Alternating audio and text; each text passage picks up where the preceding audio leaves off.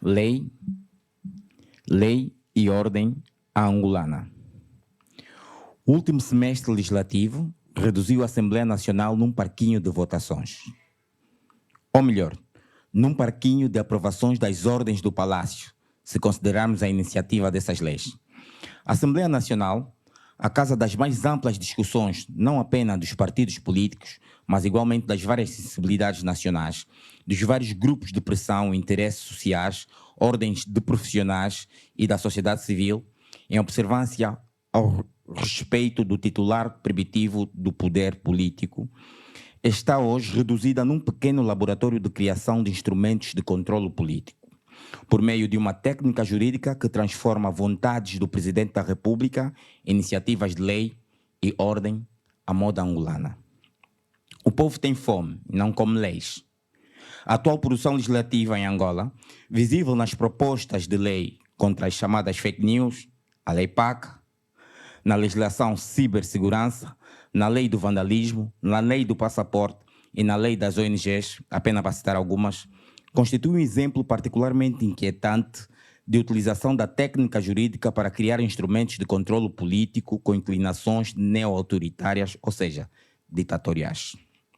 Normas apresentadas como instrumentos de ordem pública ou de modernização institucional dão origem a entidades administrativas com amplos poderes, geralmente indeterminados, vagos e abstratos, que permitem uma aplicação arbitrária e imprevisível de mecanismos de supervisão e de sanções.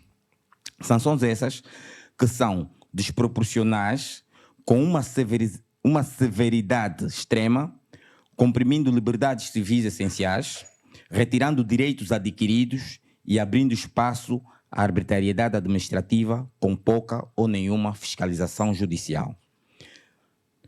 O que se apresenta como defesa do Estado transforma-se numa arquitetura legal que fragiliza a cidadania e reforça mecanismos de controlo político. Essa estratégia corresponde ao que Jean Denis descreve como um assalto à democracia através da inflação normativa, a multiplicação de leis e entidades administrativas cada vez mais longas e complexas, criando um ambiente jurídico sufocante, onde as empresas, as organizações, os cidadãos se tornam vítimas de uma avalanche legislativa impossível de dominar. A insegurança jurídica instala-se e, com ela, a possibilidade de aplicação seletiva de normas, terreno fértil para a renovação do autoritarismo. Atenção! Antes de deixar o poder em 2017, José Eduardo Santos fez o mesmo. Aprovou e mandou aprovar um conjunto de leis cruciais, destacando-se o Estatuto dos Antigos Presidentes, que lhe garantiu imunidade, subvenção vitalícia e residência oficial. Também foram aprovados decretos para proteger chefias militares e de segurança. Leis que garantiam a manutenção de administradores das empresas públicas e a estabilidade de altos funcionários indicados por ele. Todavia, terminou seu percurso com pouca influência política, sem uma garina, com um varão na cadeia, com alguns filhos longe de Barcelona e as filhas foragidas da justiça. Não temos um exemplo melhor que este para traduzir o desastre da lei e a ordem à moda angolana. Obrigado. Boa noite. E para a edição de hoje do programa Dia D, segunda edição segunda do mês de fevereiro, são meus convidados, dois colegas, dois juristas, aquele tipo de personagens que a nossa sociedade trata por doutores, mesmo quando não são. Não sei se vai ser o caso, terei de chamar os colegas de doutor ou se não. Aderto Sabino, que é advogado, e Franklin Miguel. Boa noite, ilustres doutores. Sejam bem-vindos. Obrigado. Ao nosso espaço. Já conhecem o programa, né? Já, o Dia 10, né? Estão familiarizados. Então, ainda bem. Já conhecem, eu deixo-vos aqui. Vou tomar o meu assento aqui embaixo. A produção vai me dar a primeira cábula deste lado. Ali? Pode ser. Pode ser aqui? Pode ser aqui. E vamos direito ao assunto. Eu vou passar rapidamente nesses meus 34 segundos, novamente as regras. As regras é 5 minutos para cada uma das questões que colocamos. A primeira e a segunda, no caso, com direito à réplica, é uma coisa pelo menos os juristas dominam em sede dos tribunais, né, no fórum, a necessidade de fazer a réplica. Depois temos o ataque, que é basicamente as discussões em sede de julgamentos, né, 10 minutos para cada um dos lados, e voltamos a esse formato. 10 minutos para as duas partes atacarem a palavra com cordialidade e urbanidade e violando o tempo agora que restou. Depois disso temos 10 minutos para a plateia, dividido entre as questões e as respostas, e depois voltamos ao formato tradicional, que é 5 minutos e 12,5 de réplica. Mais uma vez, bem-vindos, sintam-se à vontade, é como se estivessem no tribunal, no fórum. A nossa ideia é ideias diferentes que contribuem para o bem comum desse espaço geográfico que chama-se Angola. Ok? Obrigado mais uma vez. Eu vou passar para a primeira questão, e é muito ligada, aliás, o tema é super jurídico, e então é a vossa praia, sintam-se à vontade, ainda abraçadas daqui até onde puderem. A primeira questão faz referência à nossa ordem de profissionais, à ordem dos advogados, que considerou a lei de cibersegurança e de fake news como um combinado para incutir na sociedade vigilância e medo. Ou seja, vigilância mais medo. E um retrocesso democrático, né? Assim ditou a ordem dos advogados. E nós perguntamos se os ilustres convidados concordam com essa afirmação. O Aderto disse que sim a essa questão e o Franklin disse que não. Eu queria saber do Aderto por que sim. Por que sim? A lei torna a interpretação ou o âmbito de aplicação demasiado vago, não é? Com poucas limitações. Eu, por acaso, tive em discussões, acho que há cerca de 3 semanas, na Rádio Nacional, discutimos a lei das fake news. E um dos argumentos que eu apresentei na altura sobre o quão vago era que qualquer coisa ou qualquer informação colocada a circular que fosse considerada fake por uma equipa, não é? Pela equipa, eles vão criar lá uma equipa ou uma entidade que vai gerir, considerada falsa, seria punível com pena de prisão. O que nos parece exagerado. Imaginemos, se eu, por exemplo, disser que o governante tal é incompetente porque prometeu X e não fez, é uma verdade, mas ele pode se sentir atacado e dizer isso é uma fake news em função das especificidades da nossa sociedade, não temos dinheiro, ele não pode dizer que eu sou incompetente, não pode espalhar calúnias sobre mim, que eu prometi e não cumpri. Então, qualquer coisa que se sinta que é um ataque, principalmente a quem governa, poderá ser considerado fake news. E por outra, já há leis que, como é que se diz? Que já há leis na sociedade que salvaguardam a honra das pessoas. Nós, no Código Penal, temos os crimes contra a honra. Que necessidade haveria de termos mais uma lei que trata disso? Por outra, se já há os crimes contra a honra, nos crimes contra a honra explica-se também a difusão, ou o modo de difusão da injúria, da calúnia. Se já existe isso tudo na própria lei criminal, por que termos mais isso na lei das fake news? Não há aqui um contrassenso. E é mais, a minha visão, uma maneira de calar os jornalistas que têm mais presença no digital. Porque se um jornalista, nas suas matérias, publicar uma nota sobre algum tema que considere pertinente e importante, e este tema não ver resolvido, não tiver resposta, como a maioria das vezes, ele faz um tema, envia as perguntas para a outra parte, no caso alguém do governo, e ninguém responde. É o mais comum, ninguém responde. Ele publica assim mesmo, depois alguém pode vir dizer, não, ele publicou uma fake news. Mas como, se não tive direito à resposta às perguntas que eu fiz? Outro problema. Muitas vezes nós ficamos a saber de muitas notícias ligadas à nossa vida social, à vida do governo, através das redes sociais. Quase sempre a mídia convencional aparece apenas para desmentir, nunca para nos informar. A propósito dessas leis que vamos discutir hoje, nós ficamos a saber da aprovação, da discussão dessas leis através da internet, não das mídias convencionais. Então, parece que é uma maneira de tentar forçar os atores da mídia digital a estarem presos a uma doutrina, né? Uma doutrina escrupulosa, a uns limites escrupulosos do que podem ou não dizer, do que podem ou não fazer.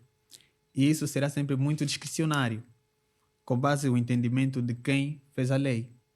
Porque a amplitude, né? Qualquer coisa que seja muito maximizado, divulgado, tudo mais é fake news se não tiver, como é que se diz? Uma comprovação formal, né? Digamos. Qualquer um pode negar algum dado. Por exemplo, quando não temos acesso aos próprios dados.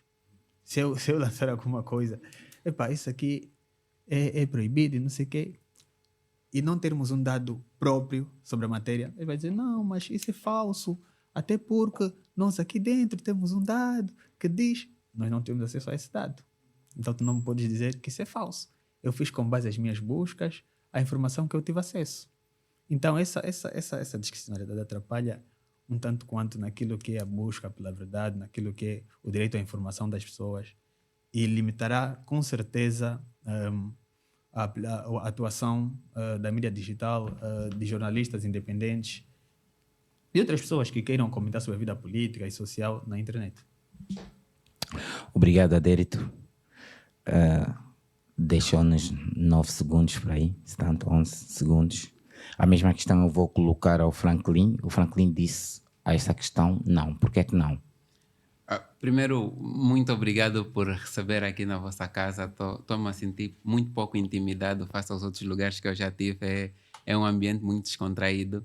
E a título de à parte, eu gostaria de dizer, é humor político. Eu não sei se é para eu fazer piada com coisa séria ou se é para que eu faça coisa séria com piada.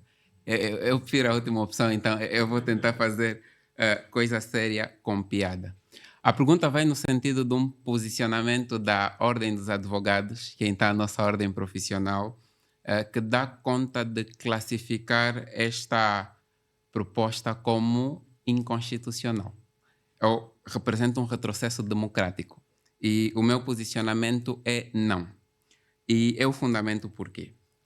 Primeiro, raciocínio o próprio espírito em que a lei é inserida no contexto político-social angolano, que ela vem no sentido, de acordo à redação do projeto, de proteger os sistemas de segurança estatais, quer a nível econômico, os sistemas de cibersegurança, é proteger a rede de sistemas e infraestruturas a nível econômico e social. E isso é uma função constitucional que o nosso Estado tem.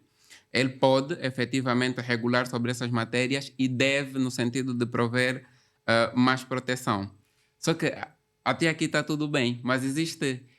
Eu esqueci-me agora, falha-me o nome, mas existe um humorista brasileiro que ele disse qualquer coisa como o seguinte: se uma ferramenta útil é tão boa a ponto de ser utilizada por idiotas, muito provavelmente ela vai ser utilizada de forma idiota.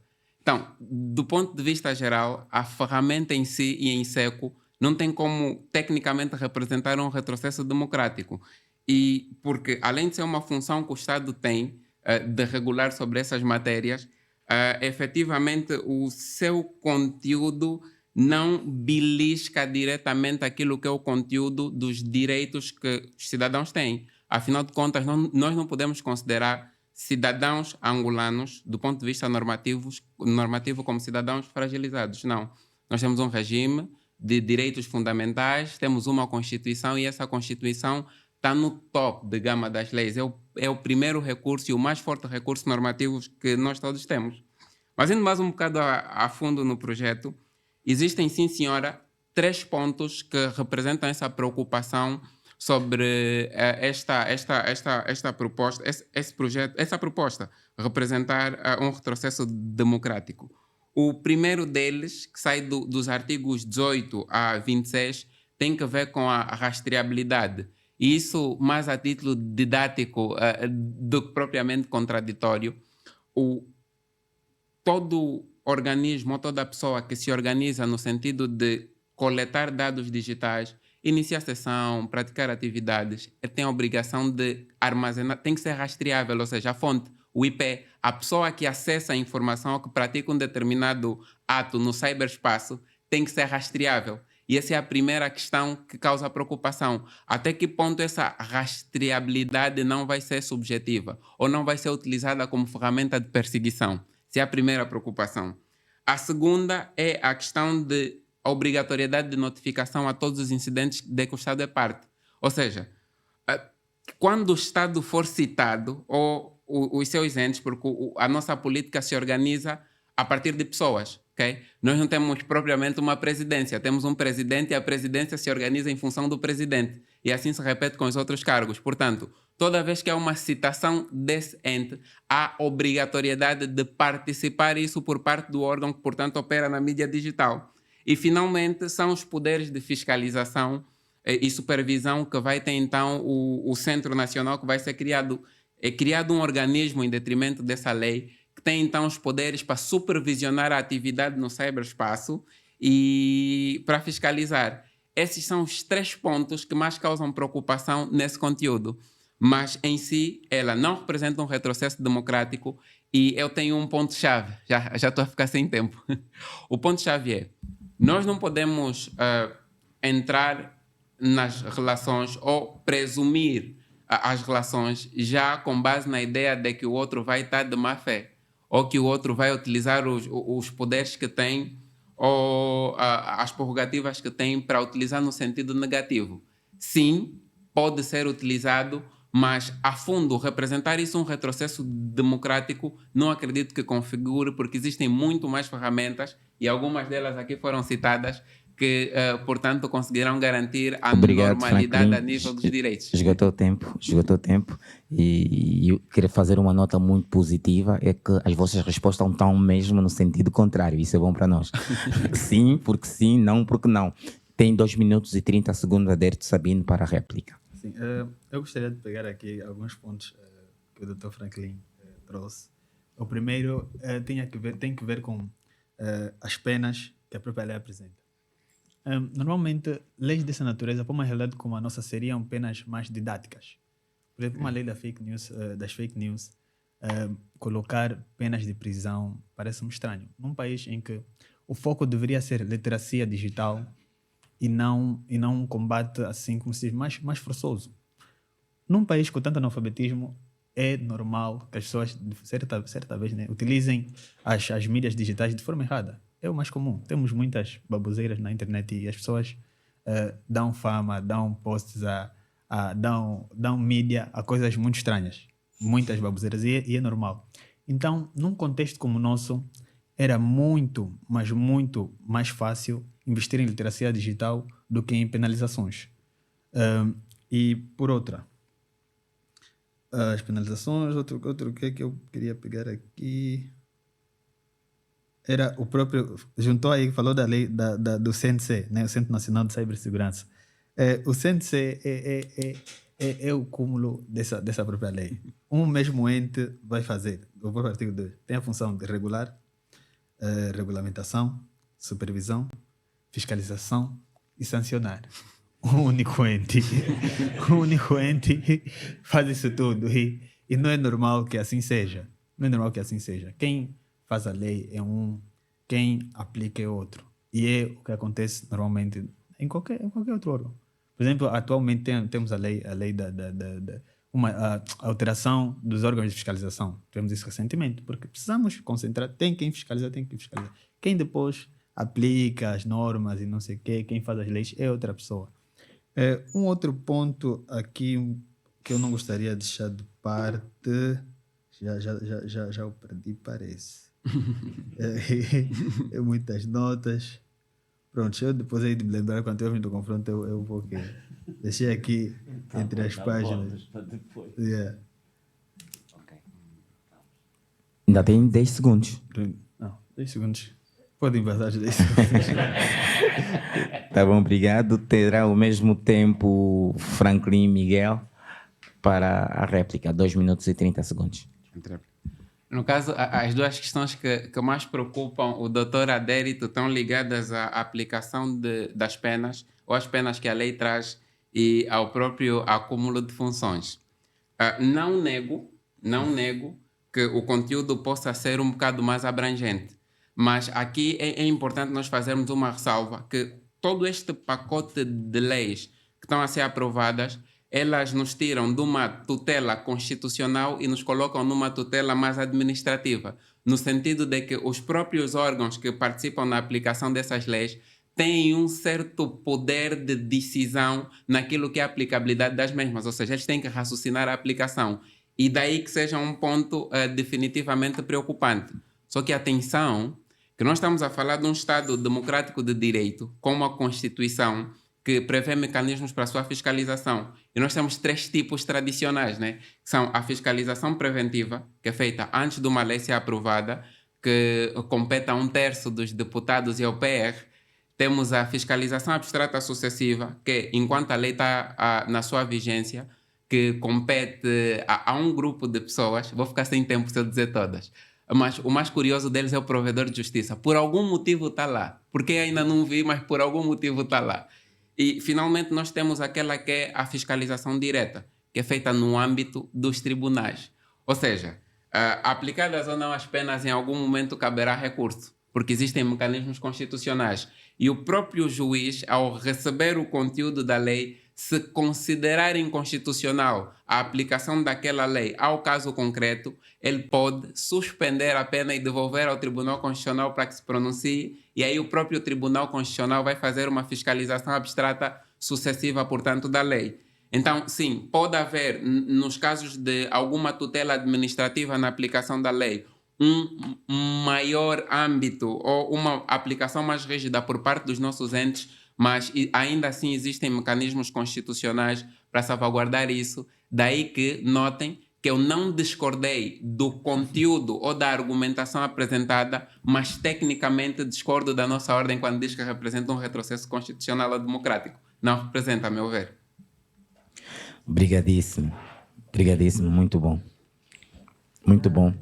Sim, há uma coisa que eu não dei nota no início. Sim. O nosso debate é mesmo diferenciado, começando pelas cores, né? Temos aqui a magenta e a azul, e essa tonalidade também está aqui na plateia, com lencinhos nos bancos, que eu peço agora à nossa plateia para demonstrar o sentido do debate. Estamos inclinados, bastante equilibrado. Muito bom. Muito bom. Obrigado, Projeto. Está a ser uma surpresa super agradável. Não conhecia os 2 colegas e vou passar a seguir a partir de agora, pessoalmente, nas redes sociais. Vamos à segunda questão. A segunda questão tem que ver com essa bateria das várias leis do último semestre, praticamente.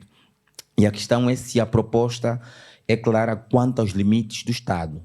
Os limites do Estado relativamente à cibersegurança, à lei das ONGs, podemos colocar a famosa lei PACA também nesse balde de leis. A esta questão, o Franklin disse que sim, agora vou começar com o Franklin, e o Aderto disse-nos que não. Por que sim, Franklin? Ok. Muito obrigado mais uma vez. Eu volto a reiterar a questão inicial, que é essa transferência da tutela constitucional para a tutela administrativa. E eu vou aproveitar para esclarecer um bocado mais. Tenho 5 minutos, agora eu posso esclarecer sim. O que acontece? Quando nós estamos na ideia de tutela constitucional, nós temos uma Constituição que prevê um direito e os cidadãos exercem esse direito com base nessa prerrogativa constitucional, mas nós não temos mais conteúdo legal esclarecedor. Ou seja, nós temos o direito a nos manifestarmos, temos a liberdade de expressão e nestes artigos, na redação da Constituição, vem nos termos da lei, mas até bem pouco tempo nós não tínhamos leis. Portanto, havia o cidadão munido deste direito estatuído na Constituição e ele poderia exercer dentro daquilo que são os limites dos outros direitos contidos na Constituição. Portanto, aí a tutela era administrativa. E isso, obviamente, causou algum desconforto ao nosso aparelho do Estado, até porque algumas das formas de exercício não foram das melhores. Daí que se traga esse pacote de leis que tem mais essa tutela administrativa. Ou seja, a ideia de tutela administrativa é, no final do dia, o órgão que vai receber o teu caso ou que vai analisar a tua situação, ele também já goza de algum poder de decisão, também já goza de alguma articulação, que no final do dia é isso que acontecia muitas vezes com a polícia, quando recusava manifestações, mas não sabia muito bem fundamentar por quê. Então, esse enquadramento é importante perceber. E aqui, na questão da tutela administrativa, o raciocínio legal, ele é claro, só não é específico nem taxativo. Olha, eu vou te dizer o que é, mas não vou dizer exatamente como é ou como é que vai acontecer. E esse espírito. A clareza vai no sentido de que, por exemplo, o pacote de leis ele explica quem pode agir, ele explica em que domínios é que ele vai agir, ele explica com que finalidade é que ele vai agir e ele explica através de que medidas é que ele vai agir. Mas ele não esclarece tão especificamente o conteúdo. E aqui vai uma faca de dois... Não, é humor. Uma faca de 2 legumes, uma cenoura e um pepino. O que é que acontece? Por um lado, tu tens a questão do próprio cidadão ao guiar-se por um direito que não está bem especificado. Ou seja, quando está a regular direito privado, tudo aquilo que não é proibido é permitido. A plateia pode repetir comigo. No direito privado, tudo aquilo que não é proibido é permitido. Já no direito público, só é permitido o que é permitido. Okay? Daí que faça sentido eles colocarem em termos gerais, porque se só é permitido o que é permitido e eu não esclarecer bem aquilo que é permitido, então o que eu entender que é permitido, é permitido. Na verdade, um raciocínio legislativo que se faz que, para alguns críticos efervescentes, torna isso um exercício arbitrário do poder, mas eu prefiro amparar a minha consciência na ideia de que não se entra nas relações já a pressupor que o outro estará de má fé. Daí que reiterando e não me perdendo da questão central, eu diga, a clareza vai no sentido de quem é, em que domínios é que ele vai atuar, com que finalidade é que ele vai atuar e através de que medidas. É dentro desses parâmetros que, socorrendo-nos dos nossos direitos fundamentais e das estruturas de controle e fiscalização que constam dessas leis, que nós devemos então fazer sentir o sistema de freios e contrapesos. Porque em todo o processo legislativo e de aplicação, nós não somos de todos sujeitos passivos. Nós somos sujeitos ativos. Nós somos os sujeitos com direito reclamante, com direito de posicionamento. Então, muitas vezes, até para aquilo cujo conteúdo não está bem especificado e, portanto, pode a algum nível ser arbitrário, o nosso posicionamento face aos casos concretos é que vai determinar a democratização da situação em concreto. E ainda sobre essa forma clara, mas não especificada, que vem o conteúdo dessas leis, eu repito o que disse o humorista brasileiro no princípio. A ferramenta é tão boa, mas ela pode ser utilizada de forma idiota. Então, quando ela chegar nas mãos de um idiota, o que é que vai acontecer? Vai utilizar de forma idiota. No entanto, cabe, quer aos cidadãos, quer às pessoas que estão em volta dessa pessoa, a quem está a exercer as prerrogativas que a lei oferece, então colocar os famosos freios e contrapesos. Obrigado. A mesma questão vou colocar para o Adérito Sabino. O Adérito respondeu essa questão que não. Adérito, por que não? Por que as propostas não são claras relativamente aos limites do Estado?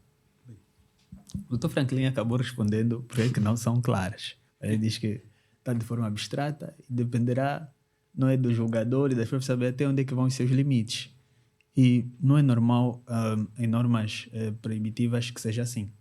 Não é que tenha alguma limitação de direito que seja assim, não é o normal. Normalmente as normas que limitam direitos são bastante específicas. E dizem, o teu direito é até aqui, o que tu não podes fazer é até aqui. E quando uma lei não deixa isso taxativamente claro, é perigoso. Porque eu posso amanhã pensar, fulano fez isso, não me agradou.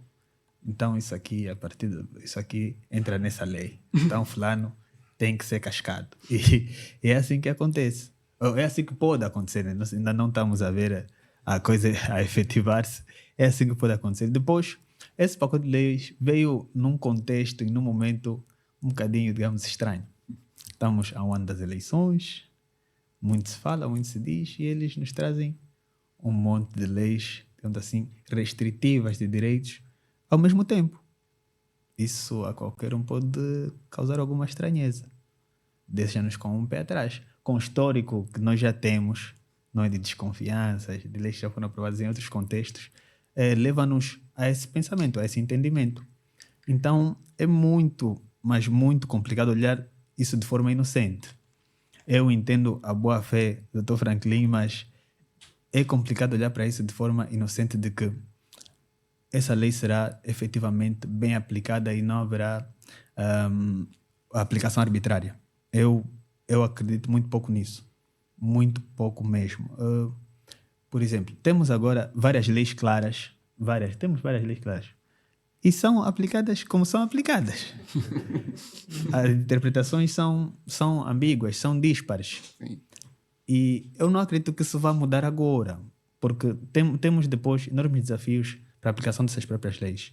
Nós não temos sequer até agora os tribunais com a digitalização efetiva. Até agora nós não temos isso. O único tribunal que de tempos em tempos publica as sentenças e tudo mais tem lá tudo pronto é o Tribunal Constitucional. Por acaso nisso está de parabéns. Todos os outros não têm um sistema informático que funcione devidamente. Não temos nada disso. Agora imagina, nós que temos vários problemas de base com a internet, ligações e tudo mais. Agora já para defender, não é bem defender, né? Para também ver que isso provavelmente não vai funcionar. Olhar para o lado do governo. Nós não temos a capacidade para verificar isso tudo. Nós toda hora temos problemas de sistema nos serviços públicos. Onde é que eles vão conseguir estruturas suficientes para fazer o CNC funcionar verdadeiramente? Ou talvez só não há estrutura suficiente para nós. Não sabemos também, mas com a realidade que temos, pelo que vemos, é o que nos faz pensar. Não temos tribunais com condições para isso. A PGR diz, vamos pegar aqui um caso recente da AGT, que tem dificuldades em buscar informações por causa dos sistemas informáticos, é tudo digital, ainda não estão habilitados para isso. Agora que temos cibersegurança, fake news, como é que eles vão encontrar os IPs, procurar as pessoas para saber de onde é que estão? E por acaso, a lei das fake news traz aqui uma situação que todo o grupo, quando se reunirem grupos de movermos, né? Criamos um grupo para estar lá a espalhar as fake news, repetir a mesma coisa e tal. Isso também vai ser como um sujeito passivo, não é? Que traz essa coisa. E faz-me espécie que na página da presidência tem lá uns bots, não sei se as pessoas já repararam. Agora tem menos. Tem lá bots que ficam a repetir informação verdadeira. Então é muito complicado. Vão também eles atrás de quem usa aqueles bots a partilhar lá a informação. Se você entrar no perfil daquelas pessoas que comentam lá, não tem nada, só alguma revisão de imagens de propaganda e só. Você nota logo que aquilo são bots. Vão também atrás desses bots, ou para saber quem está por trás dos bots, que é para serem presos. Então, há muita coisa aqui que não faz assim tanto sentido para a nossa realidade, para o nosso contexto social. Então, parece mais uma questão de ameaçar, só assustar, porque a efetivação será de facto um bocadinho complexa. Essa parte, né, dá para colocar assim na balança, dizer que não é assim tão mal, mas também não é assim tão bom, porque embora não terão capacidade talvez para aplicar, mas ainda assim leva a entendimentos arbitrários. Boa. Franklin tem agora 2 minutos e 30 segundos para fazer a réplica. Tem direito à réplica.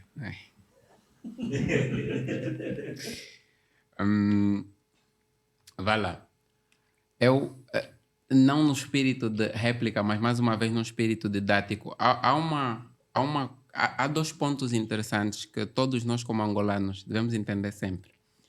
O primeiro é a expressão sistema, que muitos utilizam a expressão sistema se calhar para referir-se diretamente a entes.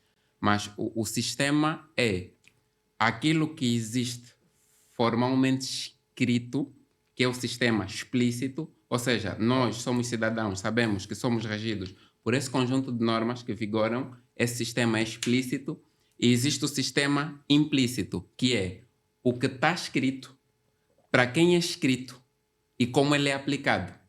A confluência entre esses 3 pontos é o que faz o sistema que inconscientemente todo angolano fala e não sabe exatamente o que está a falar. O sistema é isso. É o espaço de confluência que existe entre as normas e todos os entes que participam portanto, nessa aplicação da norma.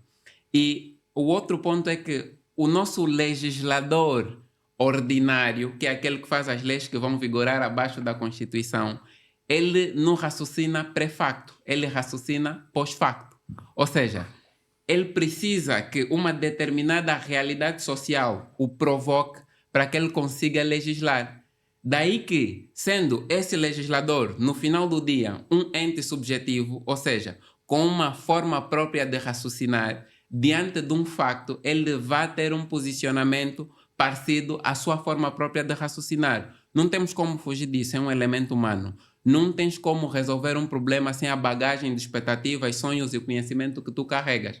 Então, daí que muitas das formas de aplicação e modo de revelação dessas leis tenham essas características meio que de personalidade dos entes que legislam. Elas reagem a problemas específicos e elas trazem as características ou o elemento histórico daquilo que é o ente que legisla. Daí que seja impossível propriamente concebermos algum nível legislativo sem esse grau de defeito. Mas a questão é que essas leis representam, no final do dia, um primeiro passo. O demais vem a seguir. Esgotou o tempo. Obrigado, Franklin.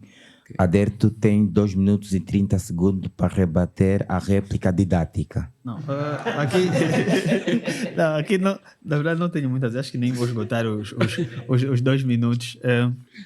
Um primeiro ponto que eu disse que tinha um ponto que eu havia esquecido. Lembrei-me agora. Há uma recomendação da União Africana que pede aos países africanos que não criminalizem as fake news. E o nosso presidente, há bem pouco, era o presidente da União Africana. E nós vamos criminalizar as fake news. Pronto, depois vamos ao próximo ponto que eu queria pegar quanto a isso era que se nós todos notarmos, nenhuma dessas leis que nós estamos a discutir aqui foram de iniciativa da Assembleia Nacional. Assim. Nenhuma. Todas vieram do governo. E faz-me espécie que seja assim, que o ente que legisle tenha quase nenhum protagonismo na criação de leis sobre quem eles representam. Okay. E isso é de facto preocupante porque parece que eles não estão tão atentos e tão ativos ao que se passa no nosso país. Então deveríamos nós, né, como cidadãos, olharmos bem para isso e nos preocuparmos porque é que quem nos defende não legisla sobre a nossa vida. E isso para mim é uma coisa que nós todos deveríamos levar à reflexão, fora tudo o resto, mas deveria ser muito mais importante termos quem de facto tem o poder de legislar, a trazer mais leis, mais discussões do que quem governa, porque quem governa sempre tem os seus interesses e vai, como o doutor disse aqui, fazer as leis com base nas suas vivências e os seus interesses. Super esclarecedor e pragmático na resposta, ofereceu-nos 40 segundos. Vamos seguir. Não estão com pressa de assistir o jogo da Real Madrid? Não. Sintam-se à vontade. Torcer pelo Benfica, mas esgotem o vosso tempo, por favor. Qual é que está a tendência? Como é que está a nossa tendência aqui na sala? Continua equilibrado. Super equilibrado. Muito bom, muito bom. Só aproveitar para quem chegou tarde, dizer que o Dia D é um programa colaborativo do Mudei e o Gozo aqui e tem lugar na última quarta-feira de todos os meses, mais ou menos parecido ao salário, fim do mês. Pontualmente estamos aqui às 19 horas. São nossos convidados para o tema Lei e Ordem Angolana, Aderto Sabino, advogado, e Franklin Miguel, jurista. A terceira questão é aquela que tem 10 minutos para o confronto ou ataque, com urbanidade, obviamente, mas sintam-se à vontade em roubar a palavra. Até agora estamos a gostar muito do debate e a tendência oposta para nós é muito importante. É muito difícil encontrar pessoas que respondem em sentido diferente na nossa realidade. Então estamos a gostar muito, a ser super esclarecedor e muito rico o debate. A terceira questão que nós chamamos do trungungo, tem 10 minutos para os dois, é relativamente à segurança digital. A segurança digital justifica a limitação a direitos fundamentais? A esta questão, o Aderto disse que não e o Franklin sim. Por que não, Aderto? Bem, na verdade, essa questão, estávamos a comentar no backstage, eu respondi sem ter compreendido na altura. Mas, na verdade, sim. Né? Tenho aqui agora que dar o braço a torcer e dizer que sim. Mas em determinados contextos, em contextos específicos.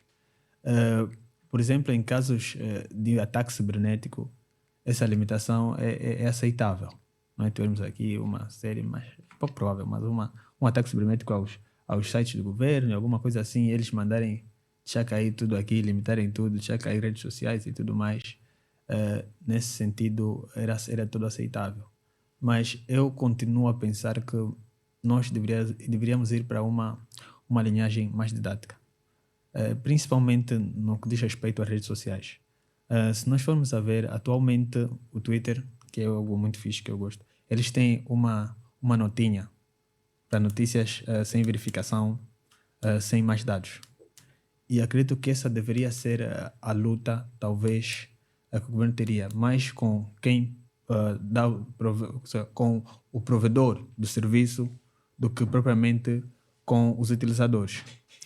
Dar-lhes essa obrigatoriedade deles verificarem ou procurarem verificar as informações que são postas a circular nas redes sociais. O Twitter faz um serviço maravilhoso com isso. Ele sempre dá uma notinha, carece quando trazemos lá artigo científico, opinião política, alguma coisa dessas. Ele coloca que carece de argumentação e se for realmente falso, já se tiver outra notícia oficial sobre o tema, ele diz que aquela explanação sobre esse tema é falsa. Isso é muito importante. Acho que seria mais ir atrás de quem dá o serviço do que quem utiliza o serviço, porque as pessoas usam tudo para o bem e para o mal. Isso está claro, isso nunca vai mudar e será sempre assim. Não importa o que aconteça, o nível de educação. Então, até os melhores países do mundo temos isso. As pessoas sempre vão usar as coisas para o bem e para o mal. Isso dependerá sempre de cada um.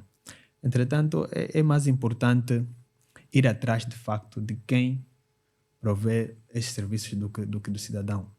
Para mim, não faz sentido limitarmos tanto assim não é, a liberdade dos cidadãos em detrimento de quem, por acaso, tem um dever um bocadinho mais amplo, não é? De verificar e tudo mais. Então, para mim, seria esse o caminho a seguir. E por outra, também temos, claro, pessoas que têm maior responsabilidade. Temos jornalistas que usam as redes sociais. E estes deverão ter muito mais responsabilidade do que um cidadão comum. Eles são jornalistas de fato. Então, o que eles publicarem ou o que eles colocam para fora, é importante que eles verifiquem muito bem o que colocam, porque nesses casos acho que poderíamos ter na lei um espírito mais nesse sentido, nessas leis, mais nesse sentido do que propriamente dessa forma tão abrangente, qualquer pessoa aqui. Então, era mais fácil ter algo assim mais específico, não é? E mais claro, atendendo também ao nosso contexto, não é? Como eu disse, nós temos falta de literacia digital. Isso é claro. Temos falta de literacia de todo tipo de literacia, não só digital. Então, era muito importante que se visse isso com os olhos de ver. Franklin, fica à vontade em atacar a palavra. Obrigado por me resgatar ao silêncio, né? Vai lá. O que eu gostaria de dizer sobre... Eu acho esse um ponto muito interessante por dois motivos. Primeiro, porque o Tiago nos pregou uma partida. Ele nos obrigou a responder sim e não em questões que muitas vezes são mais complexas do que um mero sim ou não. Que ele recebeu essas respostas de mim, é mais complexo do que um mero sim ou não. E essa é uma daquelas questões que, sim senhor, é mais complexa do que um mero sim ou não. Se a segurança digital justifica limitações nos direitos fundamentais, sim. Só que não é bem assim. O que é que acontece? Nós temos um regime de direitos fundamentais que, pela nossa Constituição, eles não podem conhecer limites se não na própria Constituição e visando o interesse específico a ser protegido. Esse é o nosso principal critério para responder essa questão.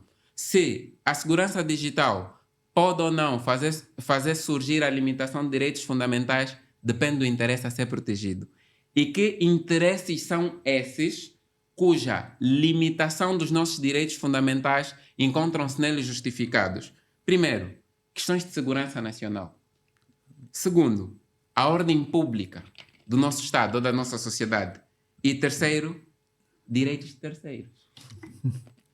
Então, deixa eu só pegar essa deixa aqui. Essa questão da ordem pública é muito subjetiva.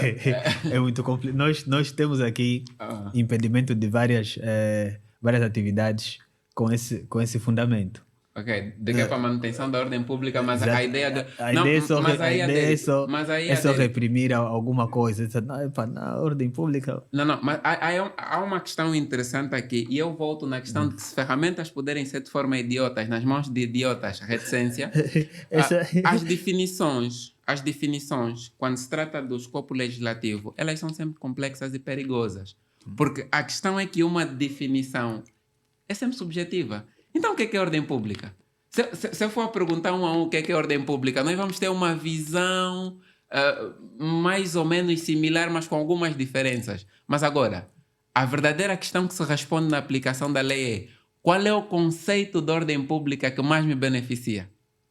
E a partir desse ponto, que olha, no sentido do conceito que mais me beneficia, é que surgem essas questões que o adérito está a pôr. Mas em todo esse debate aqui, e aí que eu vejo uma tendência muito reducionista da forma que se analisa essas leis.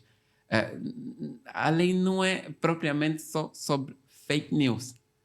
O objeto da própria lei tem até um conteúdo romântico. Ele quer proteger infraestruturas digitais. Então, reduzir simplesmente essa questão às fake news, estamos a ser um bocado reducionistas, porque imagina, a Angola também sofre cyberataques. A Angola num sentido mais amplo, mas eu posso vos falar, o Multicaixa Express, quem nunca sofreu, nunca ouviu falar de alguma burla que aconteceu? Os WhatsApps que são roubados, o meu amigo foi roubado o WhatsApp ao meu lado, ele recebeu a mensagem, clicou no link e já era. De repente alguém ganhou a personalidade dele, os dados dele, teve acesso a tudo e conseguiu empréstimos a juros e depois sumiu. Então tem toda essa questão na forma de raciocinar a lei, que ele quer proteger toda uma infraestrutura. Daí que entendam, quando essas leis que visam proteger toda uma infraestrutura passem a ser utilizadas de forma menos abonatória ou de forma mais subjetiva, nós temos que ser pacientes o suficiente para revistar toda a lei ou todo aquilo que é o regime jurídico sobre matéria, para conseguirmos encontrar onde é que estão os freios e contrapesos. Porque eu garanto-vos, de princípio, é impossível elaborar uma lei sem freios e contrapesos. E é impossível construir um sistema jurídico sem freios e contrapesos. Então, portanto, sim, as leis podem, de alguma medida, causar esse desconforto ou beliscar a questão dos direitos fundamentais. Justifica-se quando o fim visado é muito, muito bem fundamentado, mas o cidadão angolano nunca é um cidadão desarmado, em circunstância alguma. E o cidadão angolano é munido de mais armas quando ele reage em conjunto. Quando eu digo a reação em conjunto, não precisa ser um grupo muito organizado. Eu só teres alguém contigo que saiba defender os teus direitos. Foste detido ilegalmente, tens alguém contigo, tens alguém que sabe. E as redes sociais e infraestruturas digitais, muitas vezes elas garantem isso. Daí que eu dou o meu ponto específico sobre esse tema. A limitação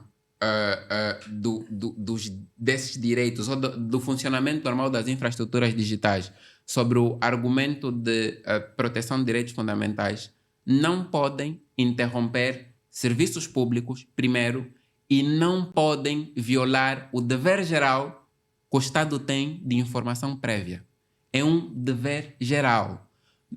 Quando se deixa cair uma rede, quando se torna pesada o tráfego de dados, me corrijo, não pode acontecer sem informação prévia, sem nota prévia. O cidadão precisa saber que vai sofrer uma interrupção normal daqueles serviços durante aquele período. E se por algum motivo, suponhamos que se houver essa informação prévia, o criminoso também vai ser informado. Afinal, no final do dia, ele também está na posição do cidadão.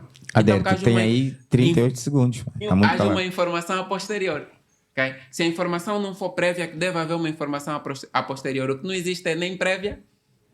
Esse é o ponto que eu queria pegar. Nós temos, normalmente, o nosso digamos, o governo é muito reativo. Extremamente reativo. Só falam das coisas quando alguém já falou de forma errada. E isso, para mim, é o maior problema. Alguém já disse, pá, fizeram, desfizeram.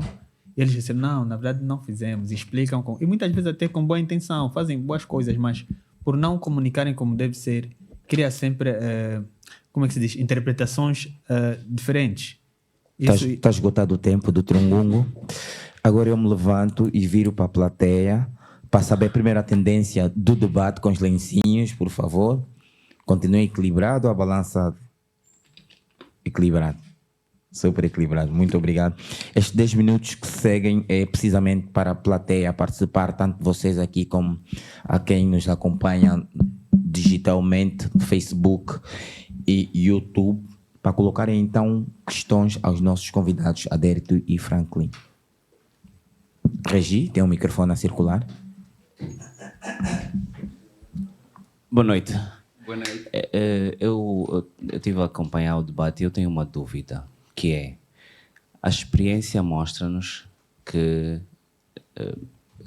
quem faz as leis e quem as pratica normalmente nunca faz no espírito do povo. É sempre sob os interesses políticos. Nem são governativos, políticos. Então, a minha questão é, o que é que nos garante que desta vez vai ser diferente, sendo que nós inclusivamente já vimos que isto dá para os dois lados, ou seja, muitas vezes, a maior parte das vezes o povo é prejudicado e quando alguém de lá de dentro é prejudicado também vira povo. Não sei se estava a perceber. Portanto, como é que nós chegamos ao ponto de acreditar que a partir de agora é a sério, sendo que são as mesmas pessoas? Responder primeiro, por favor. Obrigado, Tiago. Deixa eu recolher 5, se calhar, ou mais, e depois... Está a tomar nota? Tomei nota. O Anderson. Agradeço que toma também nota, igualmente. Toma Toma também nota, nota. igualmente. Só dizer o nome e a questão. Quero responder de primeira. Só dizer o nome e a questão. Ok, boa noite, Amarildo. Então, eu estive a acompanhar o debate e algum ponto...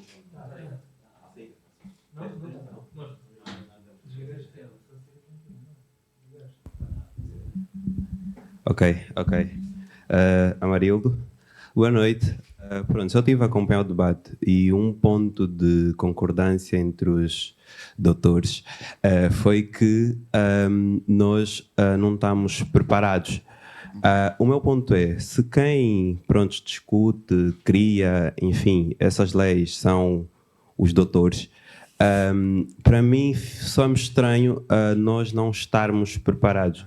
No final, a questão é, em caso de lacunas ou alguma violação de algum outro direito na aplicação destas leis, quem me vai defender é o povo, se os doutores que criam as leis não estão preparados. Eu gostaria de saber como é que isso funciona do ponto de vista jurídico, o ponto de concordância de que, pronto, não estamos preparados e eu que preciso de alguma defesa ou de sofrer as sanções destas leis. Obrigado. Okay. Obrigado, Amarildo. Mais alguma questão?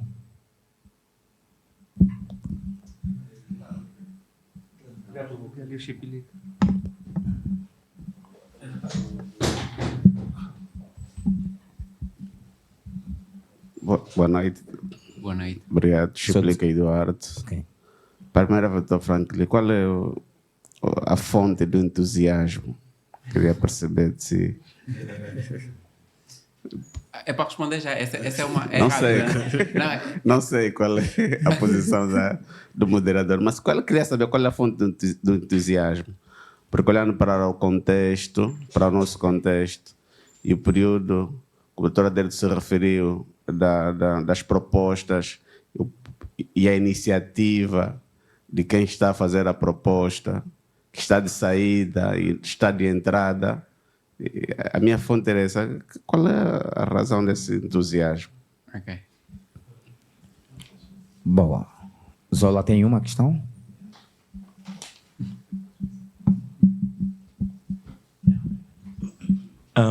Saudações a todos e a todas. Zola Álvaro. Eu tenho assim muitas dúvidas, mas eu vou resumir isso. Especificamente em relação à lei das ONGs. Nessa perspectiva de produzir a lei para prevenir, não sei se aplica ao nosso contexto, mas gostaria de fazer a colação da seguinte maneira. Nós temos 220 deputados e a maioria parlamentar é do MPLA. E todas as propostas e projetos que vão para o Parlamento são maioritariamente do Presidente da República, que é Presidente do MPLA. E o titular do Poder Executivo, ou seja, não do Executivo, é do senhor João Lourenço.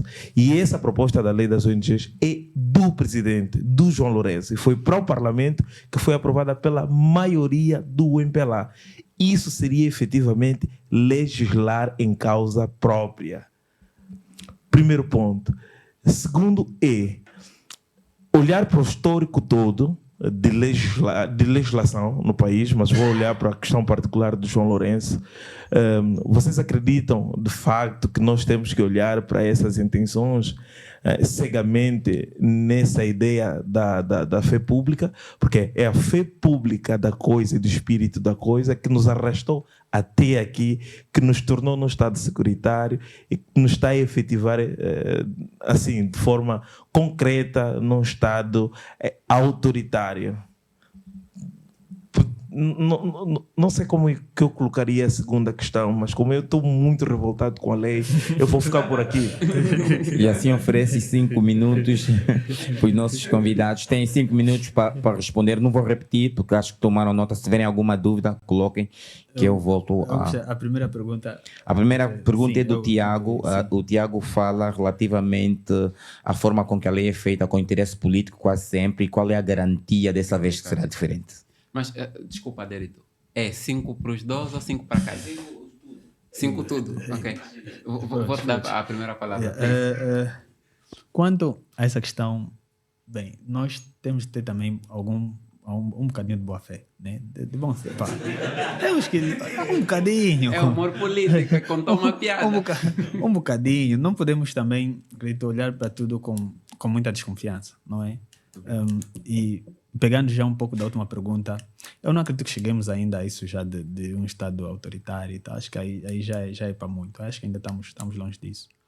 Estamos a caminho, mas estamos longe. Estamos longe. Temos caminho, mas estamos longe. Então, eu não acredito que estejamos já aí. Então, porque não temos assim, digamos assim, como é que se diz? Tirando um outro caso, casos tão fortes dessas situações como essas. Talvez na aplicação dessas leis, se de facto, né, o que nós não sabemos, forem arbitrariamente utilizadas, poderemos ter. Mas ainda não temos um histórico que possa nos ditar que iremos para esse caminho. Então, é uma questão, não é, factual e real e do momento, não é? Que só poderemos saber quando estivermos a viver. Não temos como dizer que vai ser assim, não temos bases para tal. Ok. Posso? Pode lançar. A primeira pergunta, eu vou responder em ordem, tem esse vício. O que garante que desta vez será diferente? Tiago, quem te prometeu que desta vez será diferente? Existem coisas. Nós não estamos a lidar com situações hipotéticas. Estamos a lidar com factos verificados. Se a situação está verificada, você não se posiciona hipoteticamente como se algum milagre fosse acontecer. Você tem os factos. E por mais social que seja, princípios são matemáticos quanto ao resultado da sua aplicação. Se a fórmula é a mesma, o conteúdo será aplicado da mesma forma, acontece que os freios para o contrapeso que o Tiago tem são os mesmos. Mas das outras vezes o Tiago se calhar não utilizou. Se calhar o Tiago não soube como reagir. O que vai garantir ao Tiago que dessa vez vai ser diferente é o Tiago. Estuda o regime jurídico sobre matéria à procura intencionalmente dos freios para o contrapeso que tem. E aí vai saber de onde é que vai vir a diferença. Segunda questão. Em caso de lacunas, mecanismos de reação. Lacunas e violação da lei. Thank you. O amparo de qualquer cidadão é o regime dos seus direitos fundamentais. E o melhor modo que ele tem para fazer eles valer é utilizar as próprias instituições democráticas que, em princípio, não funcionam a seu favor. Mas a armadilha do próprio sistema é o próprio sistema. Ele tem todos os mecanismos de reação. Esgote, toda vez que se tratar dos teus direitos, esgote todas as possibilidades possíveis. É a melhor forma de reação que você tem, é a melhor forma de educação que você tem e é o único posicionamento que eu conheço dentro do jogo democrático que nós estamos a jogar. Sim, queria só dar uma nota quanto a essa resposta. as leis que restringem direitos não permitem interpretação extensiva. Então, nesse caso, temos aqui alguma sorte, não é nem bem sorte, mas temos aí um direito bem salvaguardado. Em caso de lacuna, o legislador terá de fazer alguma coisa, não permite aí interpretação extensiva. Ok. Para a lacuna, isso restringe algum direito, ele não poderá interpretar seu belo prazer, para vamos usar essa norma para entrar aqui, para cobrir essa parte que não está visível. Não há permissão para isso. Leis restritivas Não de lhe direitos. crime sine leges. Exatamente. Vamos então passar Ok. para... Não, ainda tenho 2 questões e tenho 1 minuto Eu queria também. pedir mesmo para responderem as duas, a do Tiplique e a do Zola. Vai ser muito rápido. Explica essa- Fonte do entusiasmo. Olha, meu caro, eu não posso, quando vou discutir um problema na posição de técnico, ser subjetivo. As minhas emoções de todo não são para aqui chamadas. É a minha análise técnica sobre o problema. Por isso é que o médico tem que gozar de algum grau de insensibilidade ou imparcialidade na resolução dos problemas. Daí que eu só possa vir para aqui com a minha cara mais normal. E eu sou uma pessoa feliz de essência. Então daí que vem esse entusiasmo todo, porque eu me entrego para tudo que eu faço. Não é que eu não olho com o grau de preocupação, mas quando vou resolver, não posso carregar essa preocupação para discussão sobre a solução. E a resposta, muito rapidamente, para o Zola é: fé sem obra é morta. Não vai na fé pública, vai na fé pública, mas saiba que fé sem obra é morta. Se for na fé, com obra. Se for sem fé, a ausência de obra, e vão justificar porque é que não se realizou aquilo que previamente queria. Fé sem obra é morta. Tempo esgotado. Vamos então. Tendência da sala, tendência. Como é que está a nossa sala? Como é que estão os lencinhos?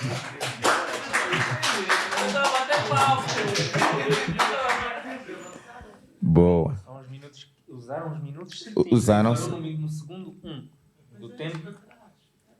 Não, mas não é. Regras são regras, não é? É a ditadura do tempo. Dizem Aqui que não estamos em direto. Estamos, sim. Estamos? está em direito. Já também recebi. No YouTube. Ok. Nós acho que andamos a espalhar o YouTube errado. Opa, então Põe no WhatsApp do link certo, please. Eu vou colocar no stories. aproveitem agora, nesse minuto de intervalo, e eu passo a anunciar novamente. É a segunda edição do ano 2026 e estamos a abordar o tema Lei e Ordem à Angolana. Vamos então passar para a quarta e penúltima questão. Um cidadão crítico fica hoje menos protegido juridicamente do que em 2025? Essa questão o Adérito disse que sim e o Franklin disse que não. Adérito, por que que sim? Acho que os argumentos são aqueles mesmos já usados. Haverá praticamente uma repetição dos argumentos. Bem, claro, na minha abordagem que essa falta de especificação torna as coisas um bocadinho perigosas. Principalmente pela ausência de verificação. Como eu disse, o nosso Estado, o nosso governo é muito reativo. É muito reativo e não é tanto previsível. Então, eu um cidadão crítico, vou à busca de uma informação, não é? E me é negada. Vou pesquisar e depois coloco aquilo que eu vi, aquilo que eu pude verificar, publico sobre esse assunto. E depois, não é, como eu disse, o nosso Estado reativo vem dizer: "Epá, não, esse gajo aqui está a espalhar fake news, não é bem assim." Mas, entretanto, eu não tive acesso a essa informação. E eu tive acesso apenas ao que vi, ao que foi possível, ao que tive acesso. E eu ser depois acusado de fake news, porque depois eles provaram, de algum modo, de que essa informação que eu passei estava errada, é perigoso, limita as minhas liberdades. Antes não havia isso. Ainda não há, né? Felizmente ela ainda não foi aprovada, ainda não há. Então, torna-me numa situação de vulnerabilidade, em que eu terei medo de exprimir certas coisas, porque não tive uma segunda ou terceira opinião. Então fico enclausurado. Se eu talvez partilhar essa informação, partilhar isso, serei reprimido. Então deixa-nos um bocadinho mais, não é, mais na desconfiança, um bocadinho mais com medo. E isto poderia ser diferente se de facto houvesse essa abertura, tivéssemos mais informação passada diretamente por quem deve nos passar essas informações. Como eu disse, é recorrente nós temos acesso a várias notícias, primeiro pelas redes sociais, depois pelos canais oficiais, pelas TVs públicas. Isso devia nos preocupar a todos. Por que que sempre temos de ver, aconteceu aquilo, não, vou fazer publicidade aqui, desculpa, não chega agora aguenta, não mudei. Por que que temos que ver por esses canais? Quando temos canais oficiais para nos passarem essas notícias e talvez de forma com mais detalhes, de forma mais clara. Exato. Então, deixa-nos assim, né? Para quem de facto vir a conhecer a lei, ficará um bocadinho nessa posição. Eu vou procurar, por exemplo, o governador tal, porque eu verifiquei que aquela obra parou e parece ouvir que ali o gajo desviou o dinheiro. Eu vou lá ter com ele. Não, manda uma carta para eu fazer uma reportagem sobre esse assunto. Gostaria de saber o que é que se passa sobre isso. Passa 1, 2, 3 semanas, ninguém me responde. Eu publico a informação que tenho. Depois vão dizer, não, esse gajo aqui anda a espalhar fake news.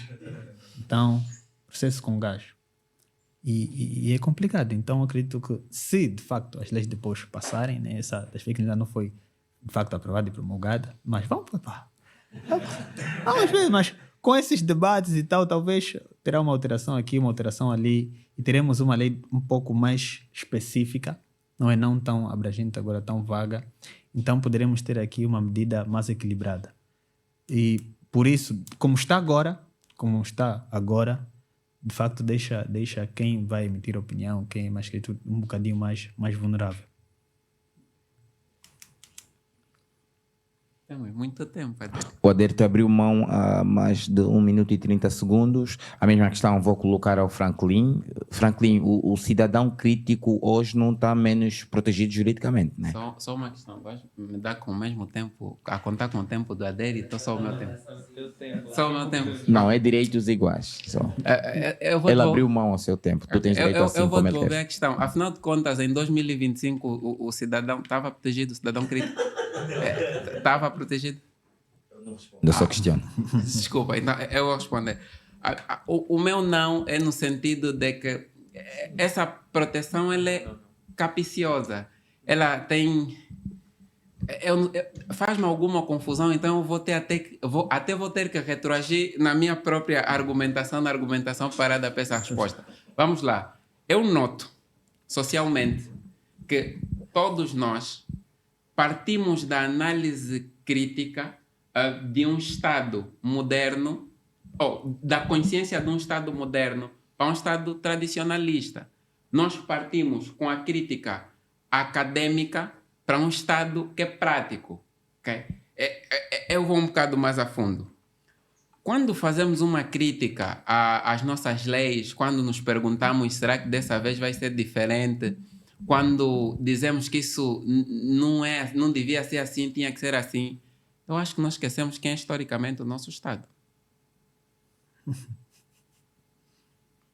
Acho que nós esquecemos.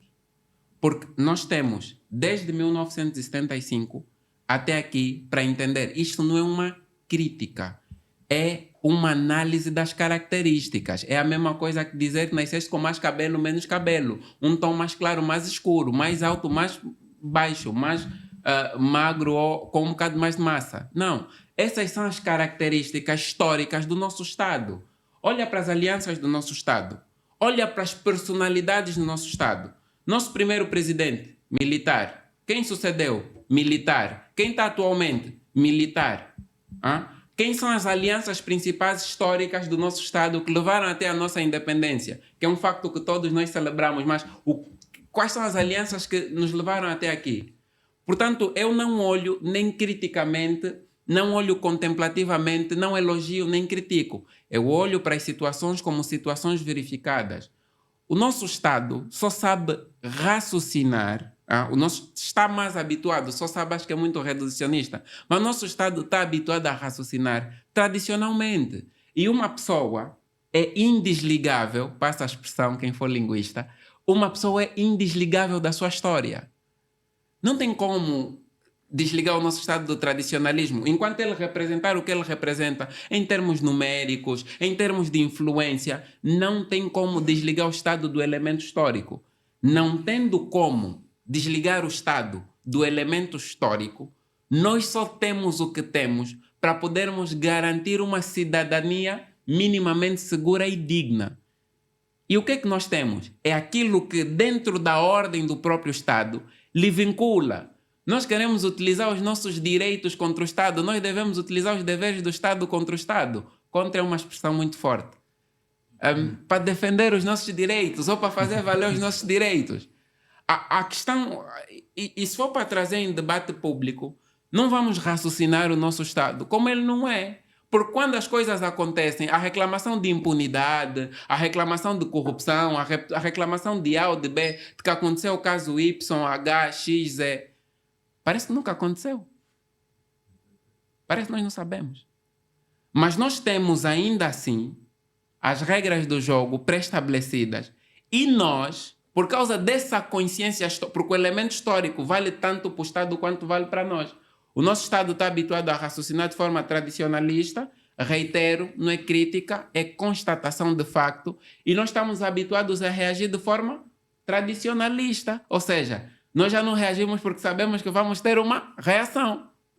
Então, o ponto de vista porque até o Estado, em determinados pontos e em determinados entes, se formos falar com os aplicadores dessas leis, a maior parte deles vai reclamar, vai dizer legislaram sem nos consultar, legislaram sem nos falar. Okay?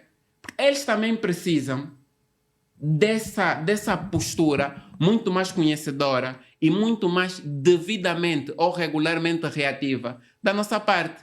Daí que eu diga, não está menos protegido. O grau de proteção, se calhar, conheceu formas novas de se apresentar, mas essas formas trazem meios de reação e, se plenamente forem exercidos, vai haver um freio para esse contrapeso que existe para todos os angolanos. Obrigado, Franklin. O Ader tem direito à réplica agora, 2 minutos e 30 segundos. Acho que não temos como... Acho que nós acabamos por discordar naquilo que dissemos nessa abordagem agora. O Franklin disse que não há como esperar mudança, porque não sabemos se de facto alguma coisa, antes tínhamos mais direitos. Então isso já diz alguma coisa que talvez pode vir a piorar ou pode ser mais do mesmo. Mas olhando para aquilo que já foi dito, pelo que podemos vislumbrar, como dizer, o contexto histórico, não se pode esperar muito diferente, só que agora com uma ferramenta nova. Uma ferramenta nova. Agora caberá a nós, como ele diz, também buscar maneiras de fugir a essa ferramenta. Mas surge aí sempre o problema. Nós não temos, como dissemos, muita abertura para muita literacia. Então, nos vários domínios do nosso país, não temos muita literacia, muita acesso à informação. E a internet tem surgido como essa fuga para essa informação, embora informação muitas vezes mal entregue e mal preparada. Também acabamos por receber muita informação distorcida, que atrapalha. Por isso, era importante os canais oficiais, os canais estatais nos passarem essa informação melhor preparada e em primeira mão, para que nós estejamos de facto preparados e conheçamos que leis nos protegem e quais não. Bom, abriu mão a 1 minuto. Tem 2 minutos e 30, Franklin. Para fazer a tréplica, no caso. Réplica, no caso. É tréplica. Tréplica se fosse resposta da resposta. Ok. Vai lá. O que é que pode ainda se acrescentar sobre essa temática? É muito mais do mesmo. Eu defendo com muita efervescência, o exercício pleno dos nossos direitos.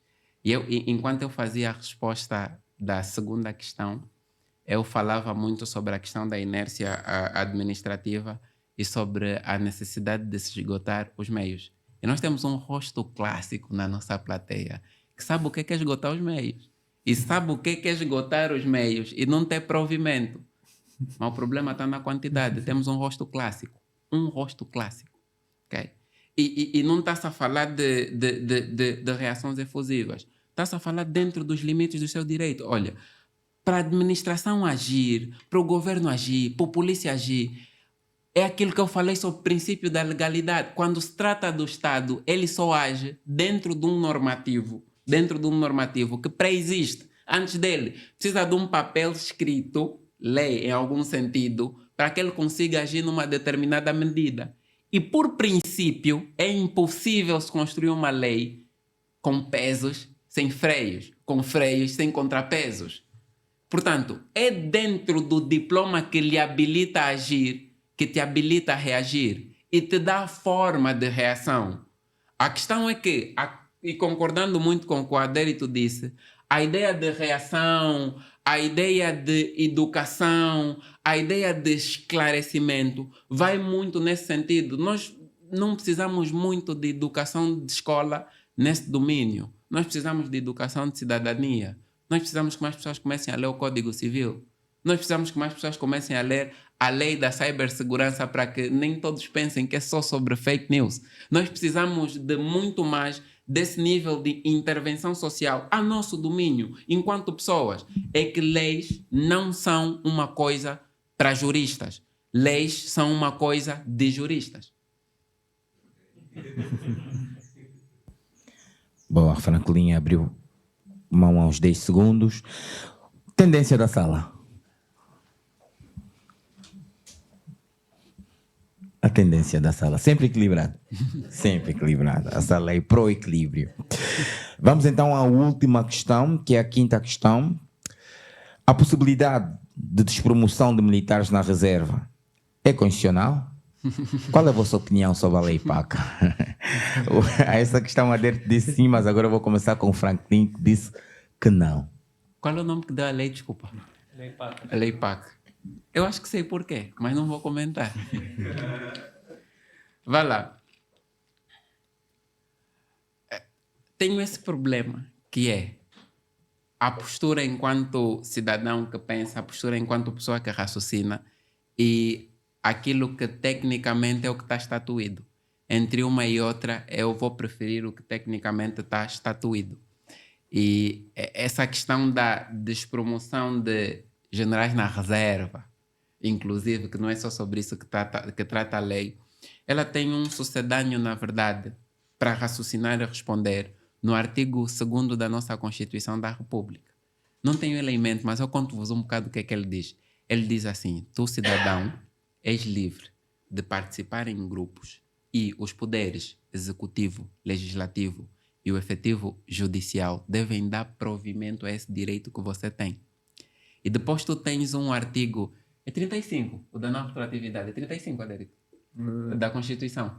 Acredito que seja o 35, se não houver melhor correção, né? Mas acredito que seja o 35. Ele tem um número que fala que a pena não pode ser aplicada retroativamente. E entre uma e outra não pode ser preferida aquela que mais prejudica a pessoa que, portanto, é abrangida ou visada pela lei. E aqui traz então a questão. Esse general que vai ser despromovido na reserva se tornou general antes ou depois dessa lei? Okay. Se for antes, então há uma clara violação daquilo que é a própria Constituição da República.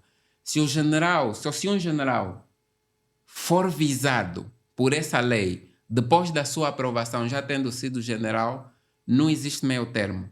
É inconstitucional. Porque vai se tratar necessariamente de uma aplicação de uma medida ou de uma pena e as penas não devem retroagir. Agora, existe uma questão curiosa. Vamos supor que efetive-se essa lei e, no melhor cenário, até vise só militares que se tornem general da lei em diante, mas acontece que ele já está na reserva. Ok? E estando na reserva, significa que todas as honrarias que lhe tornaram militar foram prestadas durante o exercício da sua patente. Quando ele ainda não foi para a reserva, era um militar em atividade, estava efetivamente a prestar o serviço. Tudo que lhe tornou general foi durante o tempo de serviço. Porque os cabos não vão para a reserva, depois começam a ser promovidos. Alguém conhece um caso desses? Se conhecerem, eu desconheço. O Ilustre conhece, eu desconheço. Os generais se tornam generais no exercício daquilo que é, portanto, os seus anos de serviço. Agora, nesse caso, já tendo a lei em vigor, continuaria inconstitucional? Não. Acredito que não. Porque ele não viola o artigo 2º, que é o que garante o direito ao agrupamento, porque ele não vai deixar de ser militar. Acredito que que a redação dessa lei não vai no sentido de deixar de ser militar, o que acontece é uma despromoção da sua patente. Agora, se o facto que lhe faz ser visado por essa lei tivesse sido praticado depois dele estar na reserva, aí eu acho que a aplicação da lei é um tanto quanto injusta, porque ele já prestou aquelas honrarias, ele já fez o que é suficiente para se tornar um general. Se mais tarde ele praticar alguma outra coisa, que a pena não incida sobre os factos que já foram consagrados e reconhecidos. Agora, se o facto tivesse sido praticado antes da patente, é como quando assinalam um penalti, mas há um fora de jogo antes. Em virtude do fora de jogo, deixa de ser assinalado o penalti. Ou seja, em virtude de uma infração cometida antes dele ter sido consagrado general, aí já faz mais sentido a aplicação dessa lei. Okay? Então, sei que trouxe muitos raciocínios de uma única vez. A questão me obriga a ter esse posicionamento com várias vertentes, mas para ressaltar e para concluir que não é constitucional nesses moldes a despromoção de um general na reserva que tenha se tornado general antes da aprovação, promulgação da própria lei, que é de 2 de fevereiro, que foi aprovada na generalidade. Não sei se já foi discutida na especialidade e se já foi aprovada, mas até aqui é isso que temos contribuído. Esgotou o tempo, Franklin. Obrigado. A mesma questão vai para o Adérito Sabino. Sim, o sentido do meu argumento vai justamente no facto de que a lei só dispõe para o futuro. Não é? Se ela vir a ser aprovada, não será aplicada a fatos anteriores a essa lei. Isso já ele tá a ir contra uma norma geral de direito. Então, não irá para factos anteriores a esta lei. E pronto, eu disse que sim, mas olhando especificamente para factos que demonstrem verdadeira gravidade para que um general, né, na reserva ou não, possa ser, como se diz, possa perder um cargo, não é? Possa ser despromovido. É mais nesse sentido, porque não faz sentido, por emitir uma opinião política pública, eu ser despromovido, eu estando na reserva. Claro que os militares em atividade estão proibidos dessas práticas, mas eu estando na reserva não é cabível que por emitir uma opinião, fazer uma crítica, eu seja despromovido. Não é de todo, como se diz, até aceitável. Agora, para factos como verificáveis, como crimes e tudo mais, a estes casos sim, até a despromoção seria o mínimo, né? Deveria ter sido mesmo perder a própria patente, sair, ser expulso. Mas isso é para casos específicos. E nós gostaríamos de saber como é que a lei não é, se apresenta para isso. Para que casos ela é virada. Porque pelo timing em que ela aparece e pelo nickname que deram à lei, já nos mostra, de certo modo, que caminho seguirá. E se o caminho for este, de facto, não estará a cumprir o seu verdadeiro papel. Aí sim será inconstitucional. Mas, se de outro modo estará ligada, de facto, ao comportamento público dos militares, aí a lei faz todo sentido. Mas somente nesses moldes. Fora disso, será, de facto, uma arma para manter todo mundo silenciado. Porque se formos a olhar, quase todos os políticos, uma boa parte dos políticos do nosso país são militares. Sim. Os presidentes todos que tivemos, os 3, são militares. E indo por essa lógica, nenhum deles deveria estar aí a emitir qualquer opinião em comícios e tudo mais. Então, isso pode ser perigoso. Se eles forem por essa lógica, pode ser perigoso até para quem está a preparar a própria lei. Depois chega um outro candidato militar, talvez do partido que governa, e dê opiniões menos abonatórias sobre o seu colega também lá do partido, pode cair mal para ele. Ou para eles. Então, acredito que se for nesta senda, não é todo cabível que seja algo que não viole a nossa Constituição. porque não, as opiniões a nossa discussão está muito baseada naquilo que são de facto a liberdade, a manifestação, a partilhar informação, passar a palavra, e preocupa-me que seja quase tudo nesse âmbito, não é de limitar liberdades talvez políticas, liberdade da informação, liberdade de acesso à informação, e isso é de facto de certo modo preocupante. Mas fora desse contexto todo politizado, acredito que é uma lei que pode ser muito boa, não é? Livrará-nos de vários arbítrios. Já vimos vários militares a fazerem desmandos nas ruas por serem quem são, andarem em sentido contrário. Há vídeos, há provas de tudo isso aqui e nada aconteceu. Então, se vier para esses casos específicos, então a lei é muito bem-vinda e acho que não ferem nada a nossa Constituição. Bom, obrigado, Adérito. Só fazer aqui uma nota, a internet chamou de lei paca, mas pode ser aplicada a um outro animal. Exemplo, um carneiro, por exemplo. Tem direito à réplica. Diga. Franklin tem direito à réplica agora. 2 minutos e 30 segundos. Se quiser, obviamente. Eu no início comecei com uma frase um bocado interessante, fazendo menção novamente a esse humorista que eu me esqueci do nome. O Tiago, desculpa. Léo Lins. Ai, meu Deus, é um humorista polêmico esse. se uma ferramenta é tão boa a ponto de ser usada de forma idiota, quando chegar nas mãos do idiota, provavelmente vai ser utilizada de forma idiota. Mas também se uma ferramenta é tão má a ponto de ser utilizada de forma boa, se chegar nas mãos de uma pessoa boa e racional, será ela utilizada de forma boa. E é esse o sentido que eu quero dar a essa lei, porque também, senhoras e senhores, os nossos militares são militares. Eu não vou falar muito, porque Angola, a maior parte da governação é militar, são militares. E nós sabemos como é que são os militares. São militares. Então, prefiro não argumentar muito além disso.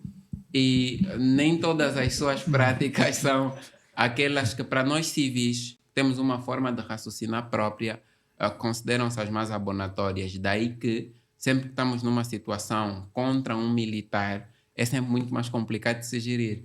O militar se bateu no teu carro, tomara que seja de alta patente, vai te entregar dinheiro na hora e não vai perguntar quanto, mas se não for, também lhe responsabilizar vai ser muito difícil. Se for de média patente, vai chegar a dar ordem nos polícias, ele vai contigo na esquadra para dar ordem nos polícias e te mostrar que você não manda. Então, temos essas realidades aqui com que gerir. A lei, obviamente, que nas mãos de uma pessoa de bom senso, ou que estiver de bom senso, né? A pessoa pode ser de bom senso e não estar. Uma pessoa que estiver de bom senso terá uma utilidade muito boa. Mas é o que é. E devemos raciocinar como devemos raciocinar. Quero eu saber, ao visitar o conteúdo da lei, quais serão então os freios para os contrapesos que a lei vai trazer. Obrigado, Franklin. Tem igualmente 2 minutos e 30 segundos. Sim, é que só adicionar que, de facto, o que dará, se essa lei de facto é inconstitucional ou não, será o conteúdo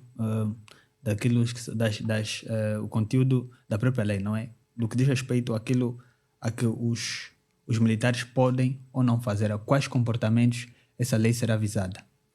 Porque aí poderá ser uma lei muito boa. Nós temos, como o Franklin disse, eu disse, N casos de atropelos pelos militares, invasão de terrenos, essas brincadeiras na via pública, de entrar em sentido contrário, ameaçar as pessoas, dizer eu sou, você sabe quem eu sou. Temos muito disso.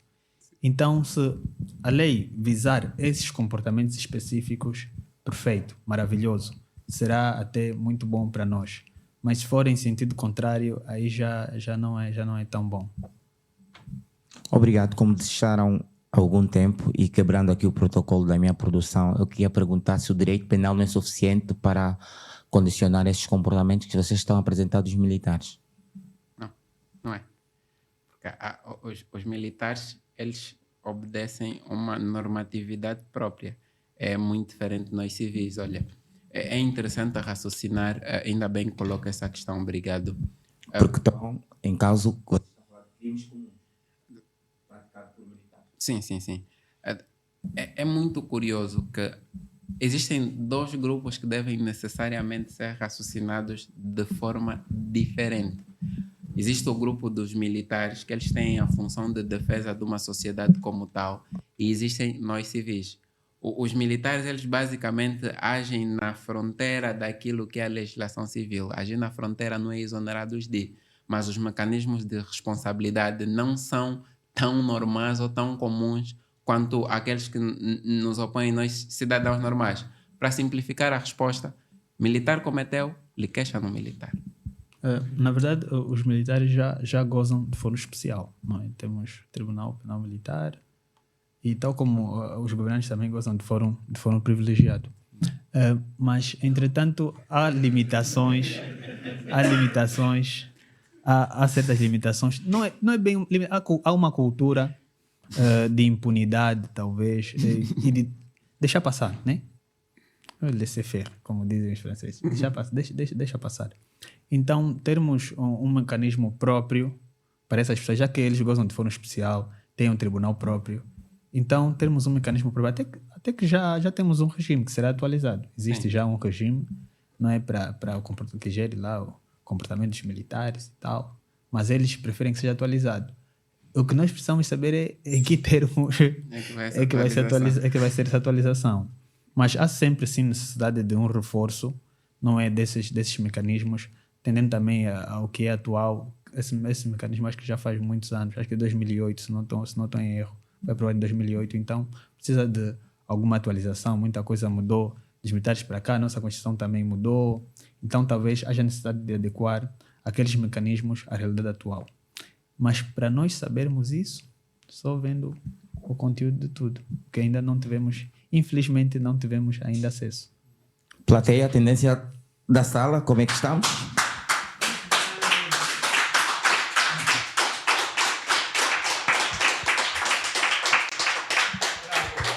Super equilibrado, obrigado ao Franklin, enorme prazer, muito gosto, Aderte igualmente, muito obrigado.